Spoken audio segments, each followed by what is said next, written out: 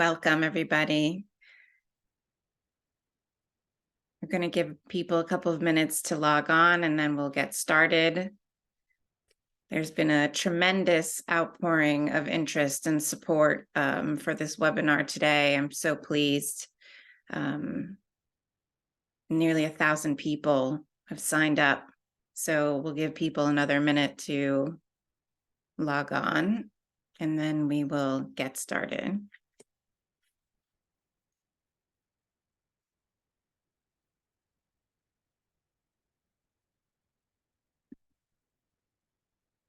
While people are logging on, I'll just take a minute to do some housekeeping. This webinar will take approximately an hour. We will hear from our speakers, and then you'll have time to ask questions. You can feel free to post your questions at any time in the Q&A box at the bottom of your screen. There's a little icon that says Q&A. I'm sure everyone is pros at this already by now. There will also be a recording of the webinar, and it will be sent around.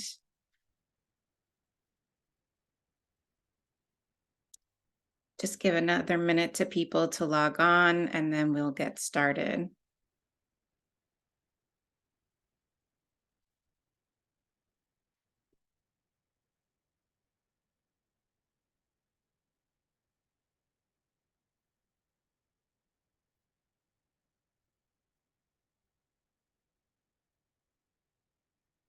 If you're just logging on, we're just giving people a minute to join us, and then we'll get started. You can put your questions in the Q&A box. This webinar will be recorded and distributed afterwards. It's lovely to see all of the messages in the chat. Ayelet, if you see, there's a personal message to you in the chat. Yeah, I saw. Thank you so much. It's wonderful to receive all of this love and support from Mexico, UK, Los Angeles, Geneva, all over the world. It's very inspiring. So New York City, hello.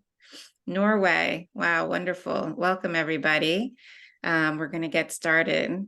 This is amazing. Berlin, Montreal, Massachusetts, France. Wow. Okay. This Feels is like a Eurovision. Yes, a global webinar, and it's really appropriate because the messages of the Parent Circle are really global and are right for everyone, no matter where you are. So welcome, everybody. My name is Shiri Orion. I'm the Executive Director of the American Friends of the Parent Circle. For those of you joining us for the first time, the Parent Circle is a joint Israeli and Palestinian organization made up of bereaved Israeli and Palestinian families, more than 700 of those families. Sadly, as of October 7th, there are many more bereaved families. We have called this webinar Holding On to Humanity. And in fact, the rest of the work that we're going to be doing from now to the end of the year is called Holding On to Humanity. And that is really what the Parent Circle stands for now more than ever, is really maintaining the sanctity of life above all, whether that life is Palestinian or that life is Israeli. The prevention of more bereavement is at the essence of what the Parent Circle does. And we do that in many ways, many programs. Right now, we're doing that by strengthening our joint Israeli and Palestinian team, our alumni, our summer camp participants, our board, all of the people who have been a part of the Parent Circle for so many years, and all of the people who, like many of you, I'm sure, are having questions and maybe doubts and fears and uncertainty about what does peace look like now amidst a war. And we have two incredible speakers with us today. They're not just speakers, they're incredible women Laila Alsheikh is a Palestinian woman, a bereaved mother from the Bethlehem area. She will share her story, but she lost her son when he was only 6 months old. Excuse me. And she will tell you how she went from that to being one of our most active dialogue meeting facilitators and speakers. And I'm so happy to call her my friend. And Israeli Ayelet Harel, who joins us from the Tel Aviv area, Givatayim, if I'm not mistaken. And I have known Ayelet for many years. She's a board member now. She used to be on staff and at the Parent Circle. Ayelet lost her brother. So she's a bereaved sister. I'd like to, before we get started, for us to just take a moment's silence to remember all of the lives that have been lost since October 7th. And after that minute silence, I will share with you a poem that I have been reading, trying to read every day. We will put a link to the poem. It's by Erwin Keller. Someone shared it with me, and I'm happy to share it with you. So let's take a minute's silence, please, to remember all those who have been lost.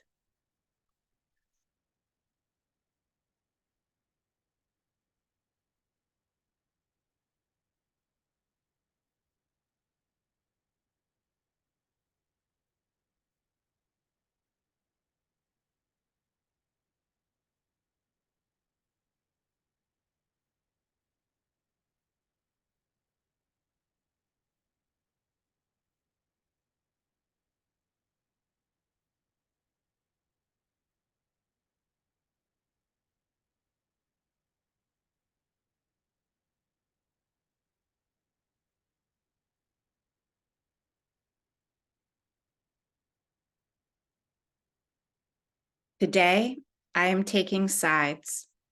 I am taking the side of peace, peace which I will not abandon even when its voice is drowned out by hurt and hatred, bitterness of loss, cries of right and wrong.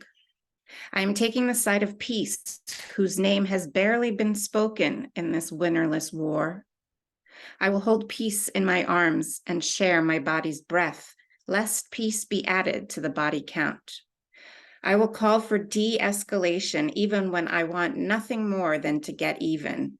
I will do it in the service of peace. I will make a clearing in the overgrown thicket of cause and effect so peace can breathe for a minute and reach for the sky. I will do what I must to save the life of peace. I will breathe through tears. I will swallow pride. I will bite my tongue. I will offer love without testing for deservingness. So don't ask me to wave a flag today, unless it's the flag of peace. Don't ask me to sing an anthem unless it is a song of peace. Don't ask me to take sides unless it is the side of peace. Thank you, Erwin Keller, written October 17th, 2023. Laila, let me start with you. Well, thank you for being here. I know that this is a very difficult time. I appreciate all that you're doing for the Parent Circle and for the side of peace. Laila, can you tell us a little bit about you and how you became a member of the forum and why you are doing what you are doing today? Thank you, Sherry. First of all, I want to thank you all for came to today to listen to us, to listen to our experience and to talk about the situation right now. So good evening, good afternoon, good evening, good morning. My name is Laila Sheikh. I'm from Bethlehem. I'm a Muslim Palestinian mother. I have 5 children. In 2002, I have a son. His name was Qusay. He was 6 months old, and he was become sick because at that night the Israeli soldiers came to our village and they threw tear gas, and because he was too young, his lungs couldn't hold that, and the treatment in our village wasn't good enough. So when we tried to take him to a hospital inside Bethlehem, the Israeli soldiers prevented us. And when we tried to take him to another city called Hebron, the next city to Bethlehem, Again, they prevented us more than 4 hours. So when we reached the hospital, it was too late to save his life. At the end of that day, he died. I was filled with hatred, anger, sadness against everyone, but especially against the Israeli cause. For me, I felt all of them were responsible about his death. At that time, I didn't think to take revenge because revenge for me will never bring him back. But at the same time, I didn't want to have any kind of relationship with any Israeli person for more than 16 years. Until one day, I met one of my friends who spoke to me about the parent circle, and he asked me to join one of their meeting in Bethlehem.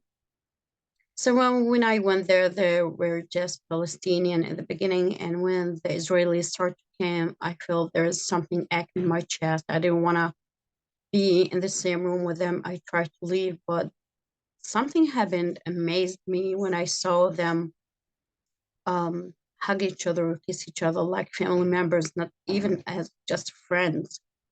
So I felt that there is something going on, and I should sit to listen to them, to see or to find what's the thing that make them so close to each other like that.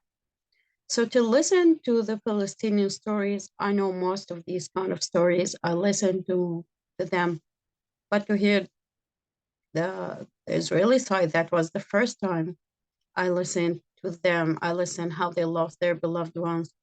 And for the first time, I felt that we share the same pain, the same tears, even if we had different circumstances, but we still human, and nothing worse than losing a child or even a family member. And no one could understand that pain unless someone be in the same situation. From that day, I decided to participate in one of the projects called Bereaved Narrative Project. And this is one of the main projects in our organization, which maybe we are the only organization which have this chance for both sides to sit, to listen to each other, to share about everything. We have two professors who spoke about the history of the two nations. We gathered like for 8 times, and we went to visit Yad Vashem Museum. We went to learn about the Holocaust. We went even to visit Palestinian village was existed before 1948. It's not about comparing the pain. It's not about telling who's first, who's second, but it's about understanding each other, because we didn't have that just wall of cement between us. We have walls of hatred, anger, unknowing each other. So it's kind of put like holes in these walls to destroy it.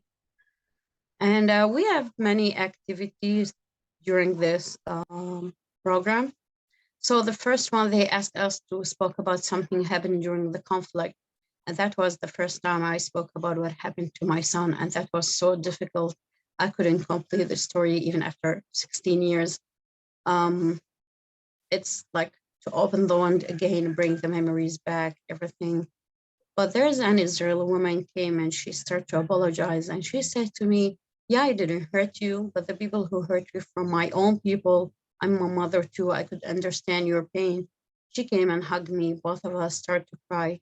She didn't know by her simple words, she opened my heart and my mind again to rethink about what's going on, even to return me back to my belief. As a Muslim, I believe in Quran, I believe in scripture, but there's a script said, you can't judge all the people because of mistake of one person. I know it, I believe in it, but I didn't work with it because I felt of hatred and anger.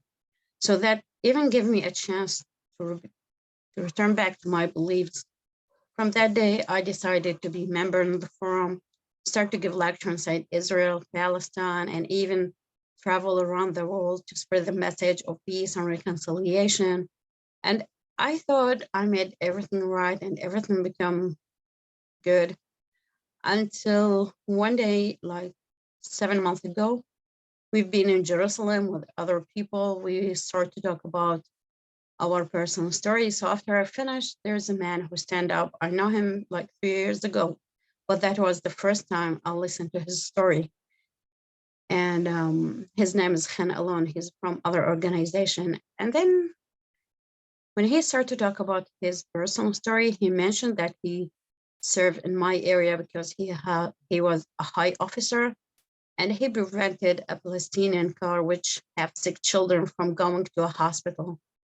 And then it was the real test for me. I felt like someone slapped me in my face. In my whole life, I didn't thought that I will meet one of those soldiers in my whole life, but to be in front of me, that was so hard. In the beginning, I couldn't breathe. I started to cry, didn't know what to do. But then one of our member, and she's my best friend, called Robbie Demlin, asked both of us to go outside to speak about that. And then he mentioned after time, his son becomes so sick. And when he tried to take him to a hospital, the guard stopped him because he wanted to ask him a few questions, and he was in a hurry. And then he said, just then I realized what I did to the Palestinian. He quit from the army, he jailed because of that. And then he established a new organization called Combatant for Peace with other Palestinian or ex-Palestinian prisoners. And they start to work in the ground. Then I looked to him and I said, look, this is so hard for me to listen to your story. But at the same time, I want to thank you. Because if I know that part of your story was exist and you didn't tell me, I will never forgive you. But because you've been so honest, because you have that courage to speak in front of me, I will forgive you. And now we become closest friend. And then I realized this is the real reconciliation. It's so easy to talk about peace and love and reconciliation, but did you mean that? And from that day, that gave me another push to continue and give me power to continue. Even now in these dark times, we can't lose hope, because if we will lose hope, that meant that what we did, it's nothing. We can't lose hope, because not just for ourselves, but for our children and our grandchildren from both sides. I don't speak about just the Palestinian. God created us in this world to live and to love each other, not to kill each other without no mercy. So our work in the Bereaved Circle is to talk to people about peace and reconciliation. And reconciliation for us is much more important than peace agreement, because peace agreement will happen because of our leaders. But when they made Oslo agreement, it was failed because no one was ready to accept that. But now the people start to understand why it's so important to have reconciliation between each other. Thank you so much for listening. Thank you, Laila, for being a living example of what reconciliation really is. And Laila really illustrates what the Parent Circle says all the time, that if those that have paid the highest price to the conflict by losing someone they love can choose peace and reconciliation, then anyone should be able to. Ayelet, I want to turn over to you. Also ask you the same question. What brought you to the Parent Circle, and what makes you do the work that you're doing today? And thank you for being here too. I know that for you, it's also a very difficult situation. Yes. Well, thank you for having me. I didn't speak in public for this whole past week, so I'm very moved by this, I must say, and also from your poem and from Laila's story. So I'll tell you a little bit about myself. So we'll have later on time also to discuss the situation. So I'm 57 years old. I'm a single mother of 3 children. And but when I lost my brother when I was 16, this is 41 years ago. I just told my mother this week how sad it is that 41 years after we lost my brother. We're still fighting the same war. It's like, what's the cause of this? What could how many more lives need to be taken until we finish this terrible war? So I come from a regular Israeli family. We're 3 children, my eldest brother, me, and my younger sister. And in 1981, my brother was drafted to the army. And as you know, in 1982, June 1982, started the first Lebanon war. And on the 3rd day of the war, in a battle, actually in the Khilwe, which is a refugee camp. Just reminder that at those times there was no Hezbollah, so the war was with the Palestinian in Lebanon. So my brother's tank got hit by a RPG, and he was killed immediately. His other friends in the tank were hurt, but they're all alive. And as I said, I was 16. I was the end of 10th grade. And we only got the message to our home on 3 days after. It was Friday morning. I woke up really early because I had a math test and I like to study before. And then we heard someone knocking on the door, and there was shouting, and my mother was shouting, and I went down and I see the people from the army telling that my brother was killed. There are no words in any language, I think, that can describe. I'm watching now, I'm watching Israeli television, I'm watching American television, trying to get, and I see the names, and so many people are killed, and all the time I think about that picture, about the notification to the family, so, and I just see, I imagine what's going on now in all these new families. So I want to tell you a short story about later on. 6 weeks later on, the army my parents wanted to see where my brother was killed. In those times, his commanders took us by a car, and we went through a tour in Lebanon, and we entered refugee camp in El Khilwe. And of course, as a young girl, I didn't know what is a refugee camp. I never saw a refugee camp. But at that time, the refugee camp was completely bombed, because after it was struck by Israeli Air Force. And then when we went through the children from they are living there, because they came back, they were living in the ruins with elderly women, and they came to us, and I was like so embarrassed. So I came there feeling that I'm the victim, and suddenly I saw that they're the victim. And I think at a very young age, I really understood that there are no winners in war, that everybody loses. And so I never had thoughts of revenge. I worked most of my life on media and television. And at the age of, it was, I think, 14 years ago, I was going through some career changes. And then I realized to myself that actually I don't know any Palestinian. I know the people that work in our house, but I never talked to a Palestinian. And someone told me about this organization, and it made me really, really interesting. What do you mean by Palestinian bereaved family? I mean, we're in Israel. We don't see the Palestinians as bereaved families, even though I grew up in a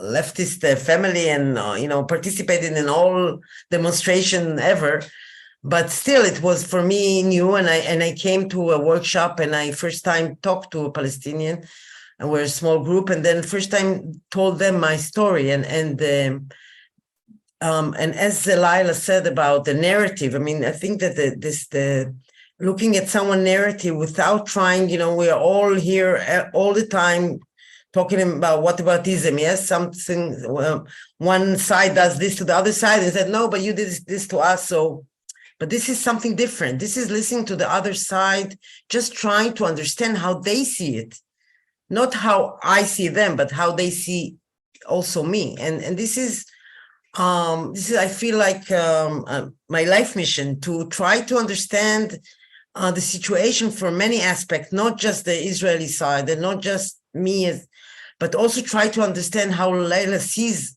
what's going on, to try to understand why she sees it. It's so easy to divide the world to good and bad. I mean, I'm not saying there are good, I mean, there are bad people.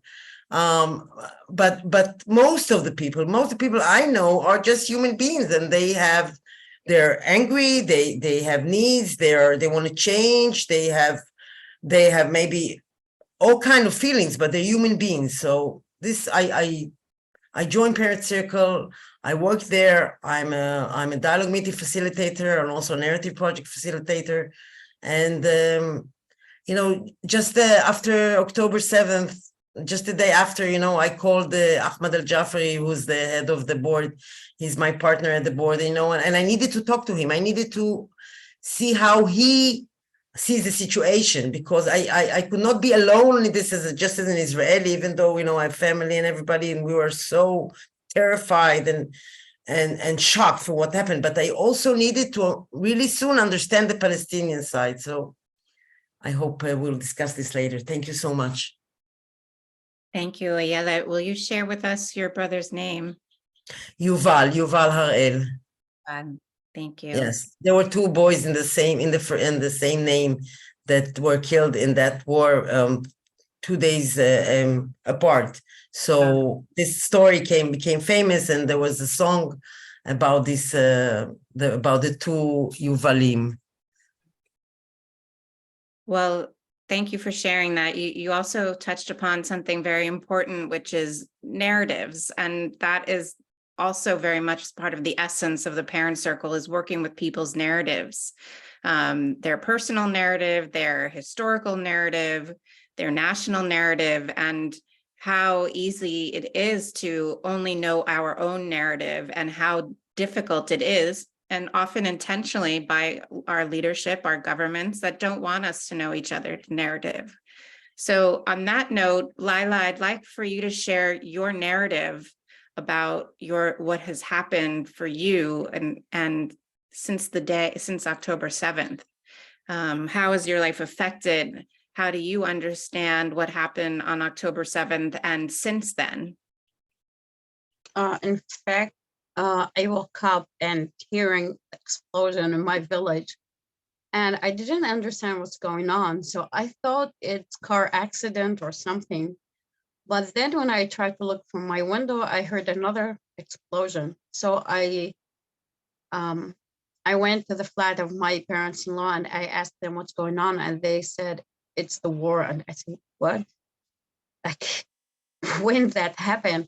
And I saw the TV, it was open, and they said that what's going. So it took me like an hour to realize really what's going on. My children were terrified because we didn't have shelters to run to. And we have maybe like 10 rockets fell down in our village. And you could imagine how much the people were really terrified. My youngest daughter, she's 8 years old. All the time she want to be holding my hand. She couldn't go anywhere. She just want to be with me. And she had many questions all the time, and they can't go to schools from a month now. All the children, even the Israeli government closed all the West Bank. So most of the people, they lost their work.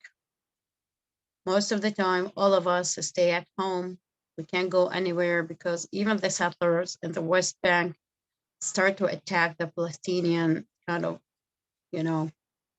revenge or something. We have a few accidents in the West Bank. My oldest son, he still have his job.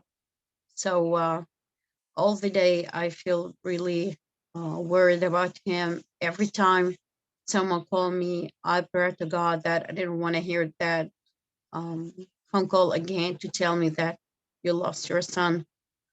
I don't feel safe until he came back home. No one feels safe, in fact, no one. And we feel really so upset about what happened, because we are against killing anyone by the name of anything. Every soul is so precious. And I remember the dream that I have when my son died. There's in the middle of the night, there's a white dove came and stand on my shoulder and say to me, "Mama, don't cry. I'm so happy." I couldn't understand at that time what that meant. I know he's happy with God because he was just 6 months old. And then when I became a member in the forum, I started to understand what that dream meant. It means like that was kind of message from God that he want to tell me, this is your new mission in this life. Because as you know, that the white dove, it's the symbol of for peace. And he want to tell me that he didn't want the death of my son went without achieving something. So our life has changed. But for me, I still have hope. Yeah, I still sometimes be confused when my children have few questions about few things. We try to discuss things because I didn't want to tell them like, no, everything will be good. We should discuss, we should talk about this and what will happen next. And I know the situation is so difficult everywhere.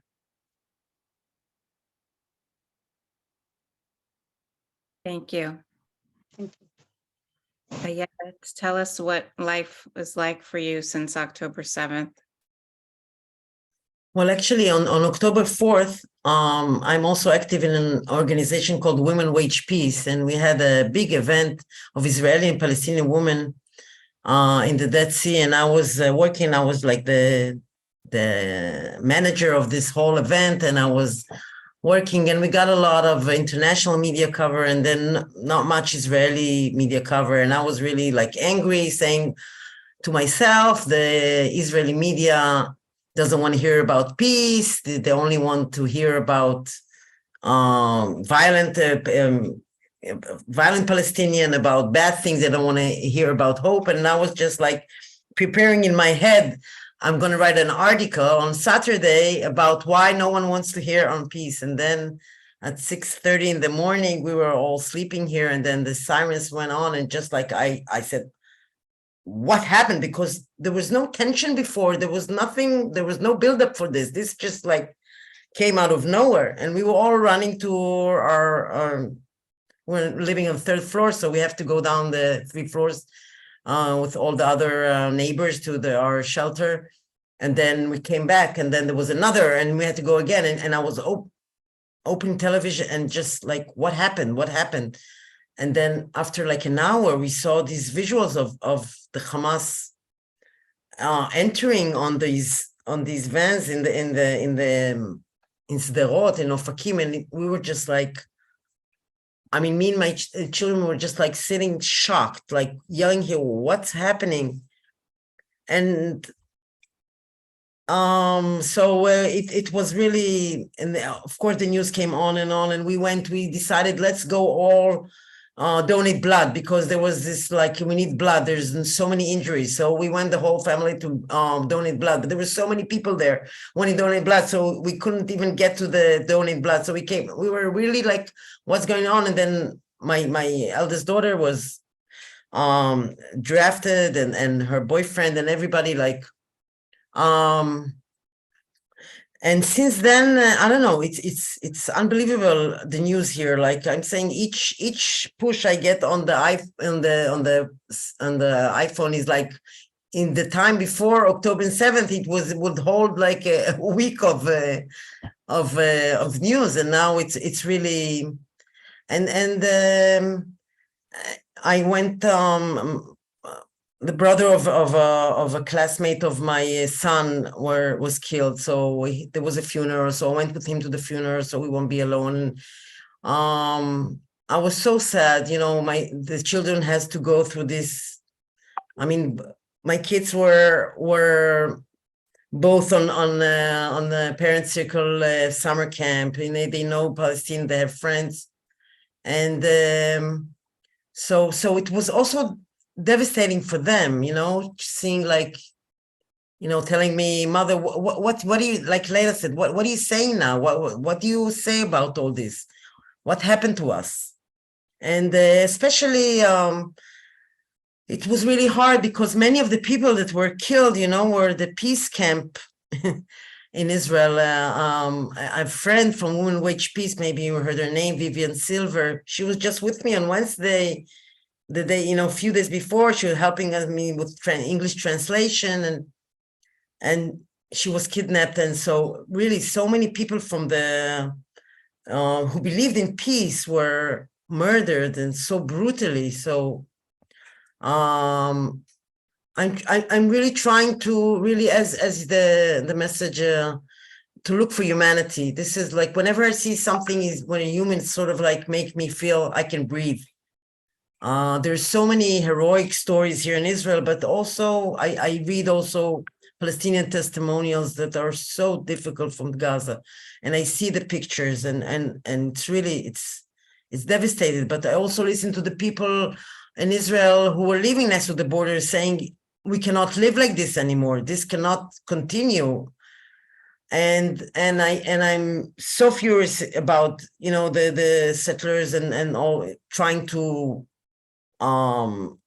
stir up the West Bank, and like sort of, I mean, what are you doing? So it's very confusing. We managed to have a joint board meeting. We're very careful on having joint general meetings because everybody's very sensitive, and we see that there are different. I mean, I think we all agree in the parent circle now, that this must stop, and we should find a solution, and we should not go anymore to the violence circle. But of course, there are different interpretations of what happened. I don't think anybody is denying what happened, as though no Israeli is denying what happened in Gaza. But there are different interpretations. So we're doing a lot of uninational work and trying to build now some kind of a workshop of how to get back on discussion of joint, more open meetings, not just the board and the team, which are more connected by daily work. Yeah, so you actually started to answer my next question. I just want to say something about that. We're very fortunate. You know, someone we had a meeting this morning, and Yuval, our Israeli director, said he feels very privileged. And I said, what do you mean you feel privileged? He said, well, I have the privilege of knowing Palestinians on a personal basis. And so I don't have to be all consumed with hatred and anger, because I know Palestinians as human beings, and I have the opportunity to have conversations with them. And I thought that was really interesting, because I often, you know, I think how hard it's so hard to be a part of a peace organization in the midst of a war. So it was a really interesting perspective to see that as a privilege, and I believe it is a privilege as well. But there must be a lot of difficulties and challenges to be a joint organization between two enemies during wartime.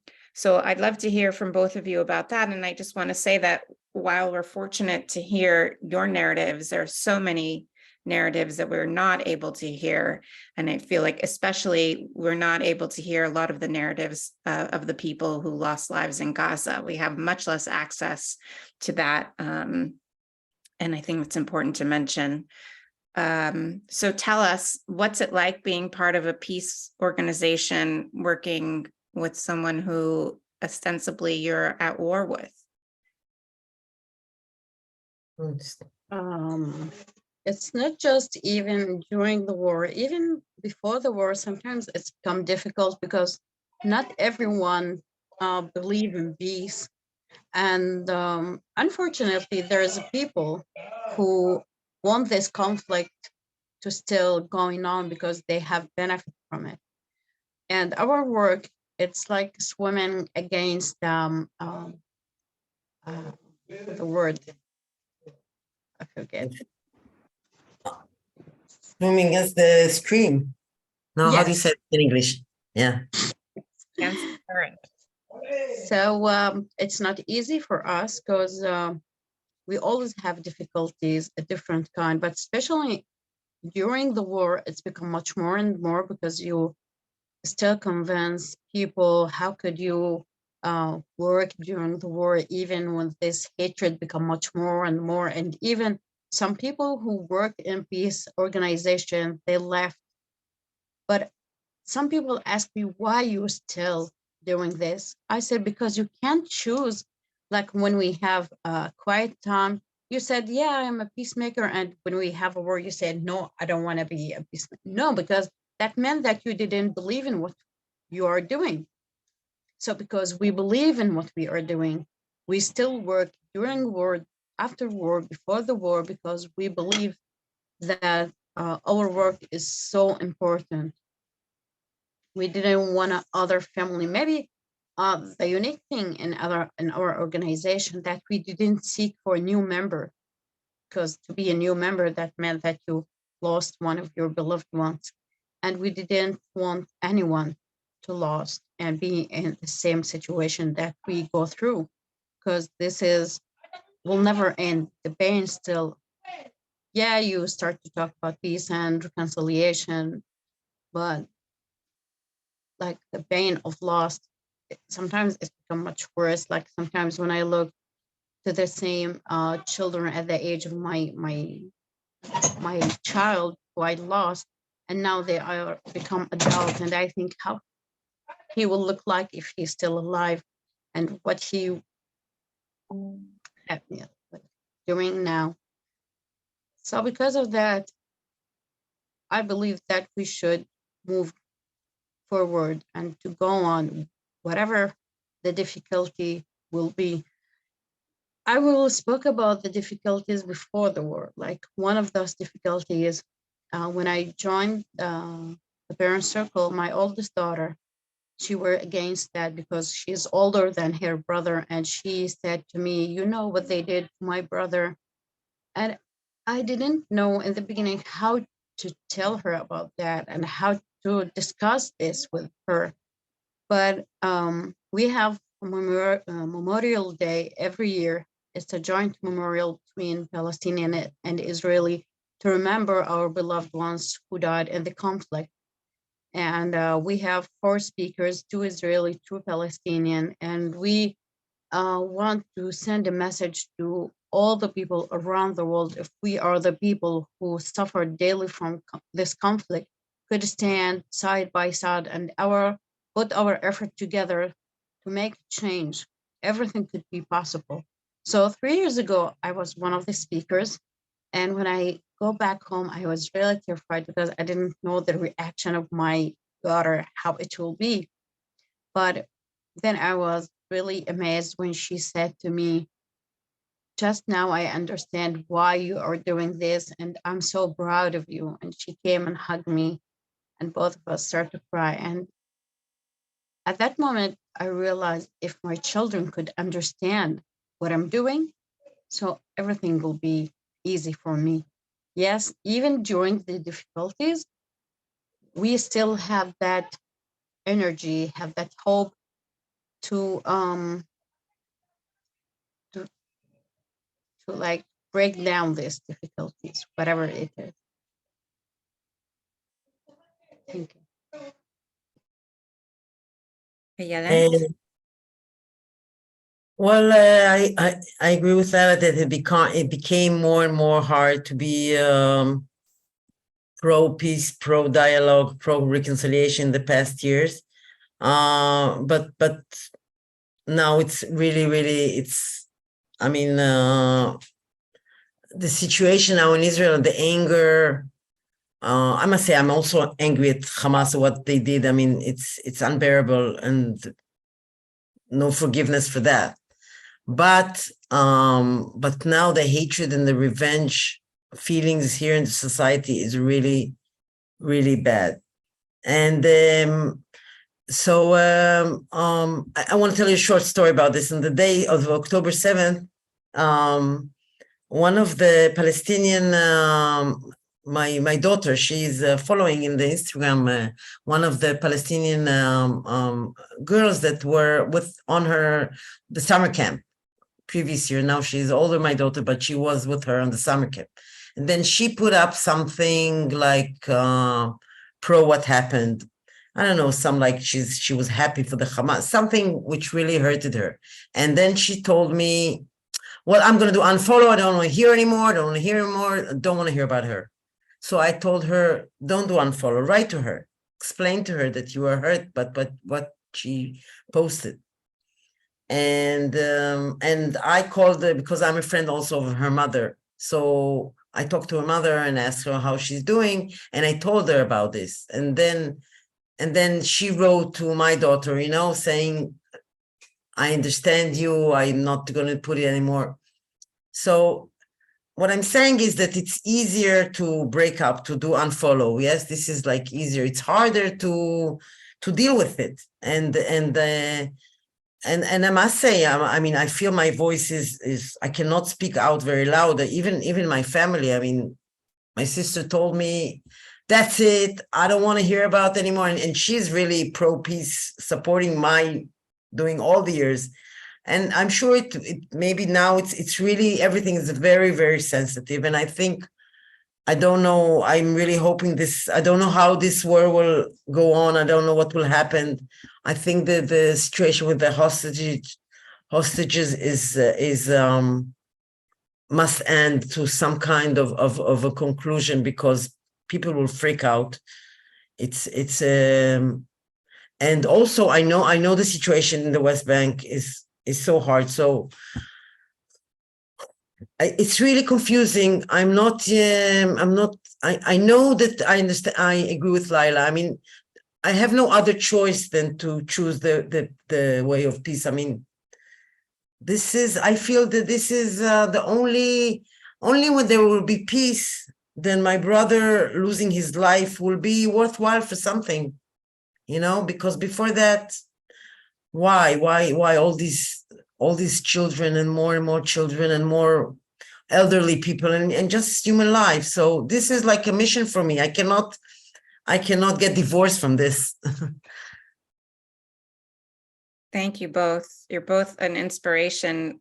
We have some time to take questions. You've answered a lot of the questions that people have put in the chat, so I'm just going to try and consolidate. So a lot of people want to know, how do we continue this conversation? How do we support the parent circle? How do we bring, how can American change the minds of our leaders? Please talk about how we can help. So I'm going to do a little bit of that now, and then, feel free to add, Laila and Ayelet. Another question, how can those of us not living in Israel, Palestine best support you who are working for peace? What is helpful and what is hurtful? I think that's a great question. And Christopher is going to put a lot of links in the chat as I speak. So first of all, to continue this conversation and to be able to amplify the messages, we can do this, what you're hearing now, what the more than 500 people who are here now are listening to, and all those that are going to get the recording. We can do this all the time for groups. So reach out to whatever groups you're a part of, whether it's a mosque or a synagogue or a church or a community group or some circles or university groups. What's happening on campuses in the US is awful. Tell them about us. There's a link. There's going to be a link in the chat about, there it is, about hosting a dialogue meeting. That's what we call it. It's very similar to what you heard today from Ayelet and Laila. It's about bringing the human side of the story to audiences, and not only the human side, but the human cost of the conflict. In addition, you can be a part of our peace pledge.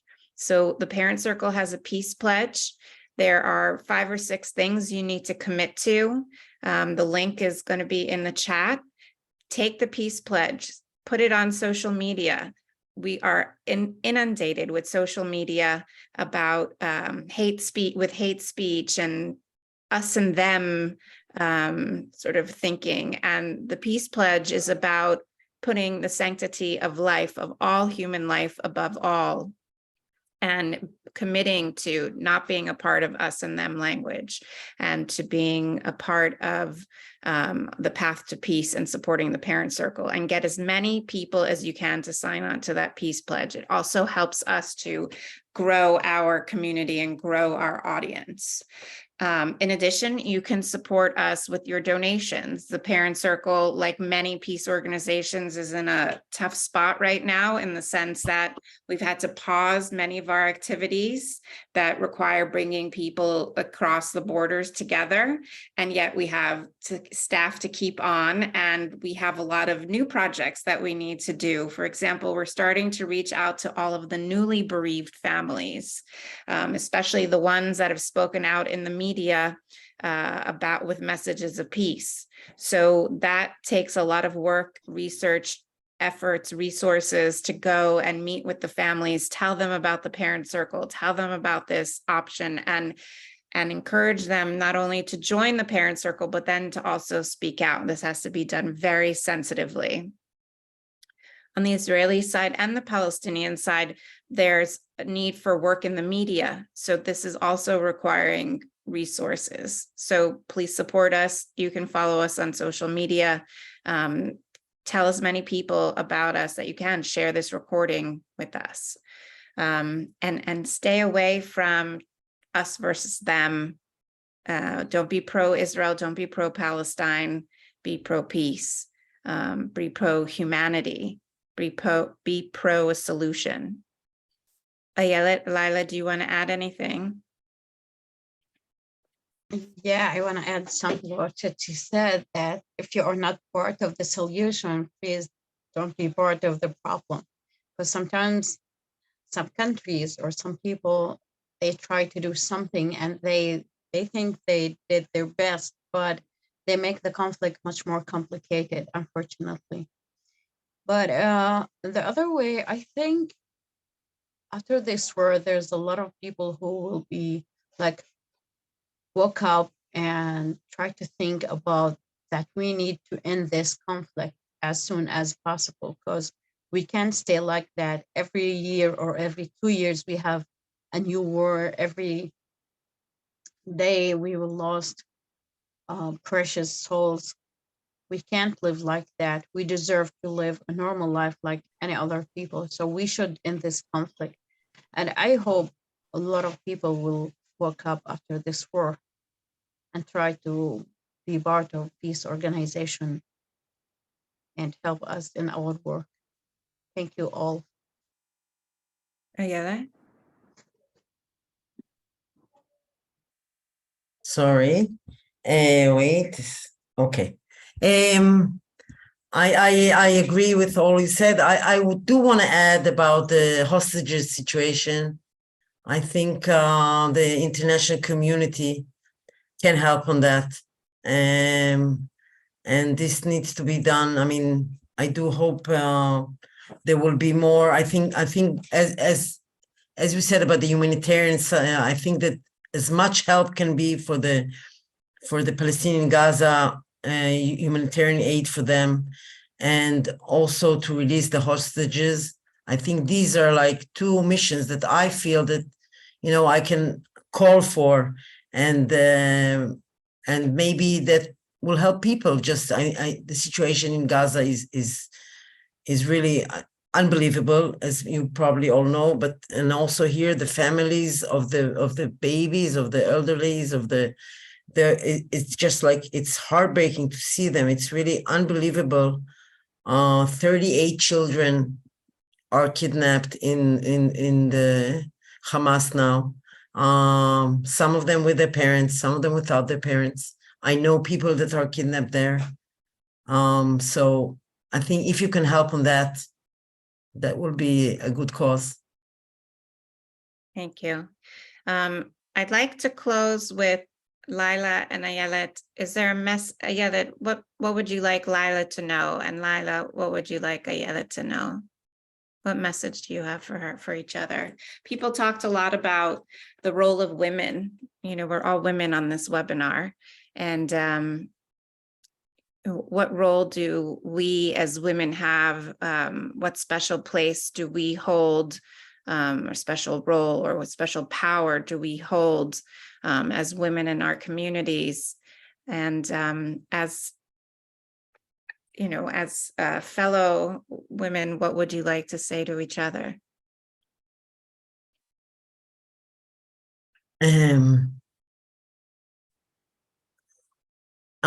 First of all, this war is so much feeling like men's war. I mean, you see, at least in Israel, you see all the decision makers. The only part where women are now becoming more and more strong is on the army. So, but I want women to be in the decision making, not only in the army, but also in the peace, in the possibility, and in the decision making. So I do, even though, you know, we're 2023, still women's role in this conflict is still very minor. Not, it should be much more stronger. There was a lot of also in this massacre, there was a lot of sexual violence, which also, for me, it's really unbelievable. And I'm sure that this is not Muslim, this is not, these are just these people. I don't blame, of course. But so my message to Laila is that, first of all, she keeps safe her children. And I hope for them all to be okay. I'm really worried when I hear about riots in Bethlehem and about gas and tearing gas and all that. And so this is my message for you, just to keep safe. I'm hoping to meet you soon. And we can, you know, discuss and work on future program, because we have so much work to do.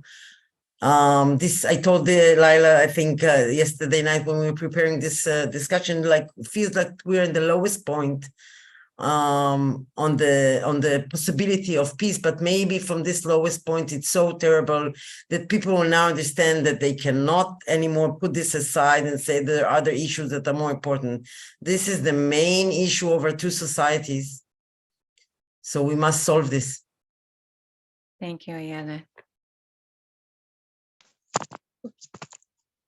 Sorry, but my children all the time want to ask you things. What I want to say that I believe that women could do something, because if she could lead her community, if she could lead her house with children, with a husband, she could do many things. And I believe that she have a power to bring peace.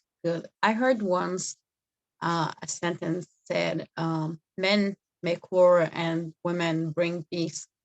So I believe that we could do something.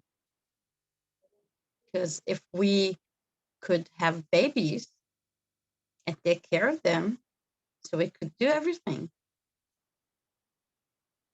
Yeah, I agree. Also, I always say the babies were not born killers. They are very all cute when they are born. So something we should. And I don't have a husband, so. And your message to Ayelet, Laila? That I love her. I think about not just her, but all our friends, and even the people that we don't know. And I pray every day this war will end so soon. I know after the war, the situation will be much harder when everyone woke up and find the real situation. But I want to tell her, please don't lose hope and stay safe, you and your family. Thank you both for being here, for sharing your hearts, for sharing your stories. Thank you, Shiri. Yes, my pleasure, my privilege, for inspiring us to hold on to humanity, to hold on to hope. I hope those of you here with us today feel more connected to the importance of humanity and hope. And we'll take that with you today and spread that and share that with those that you meet. And thank you to Christopher behind the scenes with the links. If you need anything else, Christopher is your person. Feel free to reach out. And thank you for all of your support. We're not giving up, and please don't either. We will be back soon with another webinar with more voices of hope and reconciliation. Thank you. Thank you all. Thank you all. Stay safe. Have a good day. Good night.